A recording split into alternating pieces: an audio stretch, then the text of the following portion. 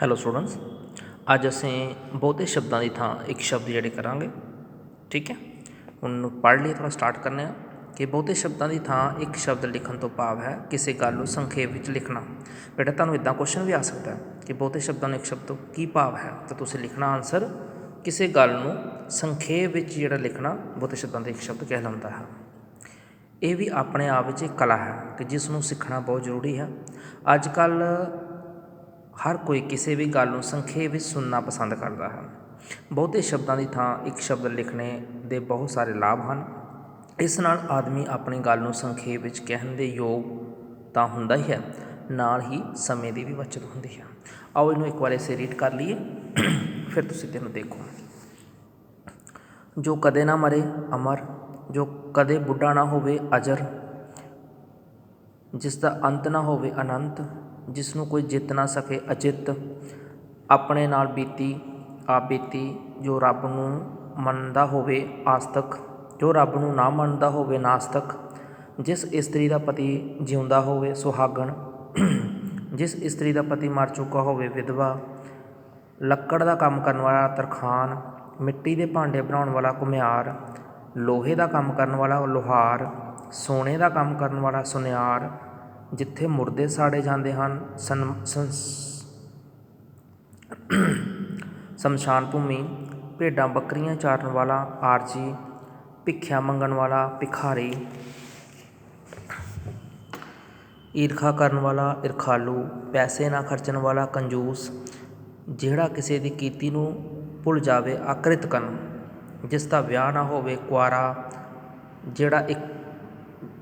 ਜਿਹੜਾ ਇੱਕੋ ਉਮਰ ਦੇ ਹੋਣ ਹਾਣੀ, ਜਿਹੜੇ ਇੱਕੋ ਸਮੇਂ ਹੋਣ ਸਮਕਾਲੀ, ਜੋ ਕਦੇ ਗਲਤੀ ਨਾ ਕਰੇ ਅਭੁੱਲ, ਬਹੁਤੀਆਂ ਗੱਲਾਂ ਕਰਨ ਵਾਲਾ ਗਾਲੜੀ, ਜਿੱਥੇ ਘੋੜੇ ਬੰਨ੍ਹੇ ਜਾਂਦੇ ਹਨ ਤਬੇਲਾ, ਜਿਸ ਥਾਂ ਪਹਿਲਵਾਨ ਘੋਲ ਕਰਦੇ ਹਨ ਅਖਾੜਾ, ਜਿਸ ਦੇ ਮਾਪੇ ਮਰ ਗਏ ਹੋਣ ਯਤੀਮ, ਖੇਡਾਂ ਵਿੱਚ ਭਾਗ ਲੈਣ ਵਾਲਾ ਖਿਡਾਰੀ, ਜੋ ਕੰਮ ਤੋਂ ਜੀ ਚੁਰਾਏ ਕੰਮ ਚੋਰ, ਜਿੱਥੇ ਚੌਹੀਂ ਪਾਸੇ ਰਸਤੇ ਨਿਕਲਦੇ ਹੋਣ ਚੁਰਸਤਾ, ਦੂਜਿਆਂ ਦਾ ਭਲਾ ਕਰਨ ਵਾਲਾ ਪਰਉਪਕਾਰੀ,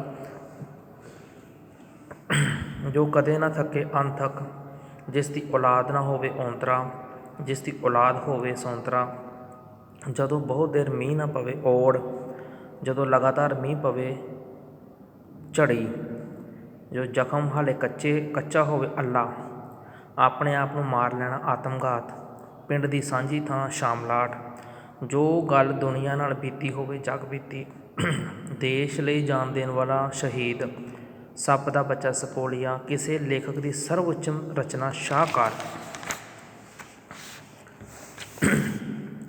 ਜਿਸ ਵਿੱਚ ਬਹੁਤ ਸਾਰੀਆਂ ਸ਼ਕਤੀਆਂ ਮੌਜੂਦ ਹੋਣ ਸਰਵਸ਼ਕਤੀਮਾਨ, ਜਿਸ ਨੇ ਦੇਸ਼ ਨਾਲ ਧਰੋਹ ਕੀਤਾ ਹੋਵੇ ਗੱਦਾਰ, ਜੋ ਮੌਕਾ ਪੈਣ 'ਤੇ ਸਾਥ ਛੱਡ ਜਾਵੇ ਸਵਾਰਥੀ, ਸਾਰਿਆਂ ਦੀ ਇੱਕ ਰਾਏ ਸਰਬਸੰਮਤੀ, ਜੋ ਮਾਸ ਮੱਛੀ ਖਾਂਦਾ ਹੋਵੇ ਮਾਸਾਹਾਰੀ, ਜੋ ਮਾਸ ਮੱਛੀ ਨਾ ਖਾਂਦਾ ਹੋਵੇ ਸ਼ਾਕਾਹਾਰੀ, ਜਿਸ ਕੁੜੀ ਦਾ ਹਾਲੇ ਵਿਆਹ ਨਾ ਹੋਇਆ ਹੋਵੇ ਕੁਆਰੀ, ਜਿਸ ਆਦਮੀ ਦਾ ਲੰਬੀ ਉਮਰ ਤੱਕ ਵਿਆਹ ਨਾ ਹੋਵੇ ਛੜਾ।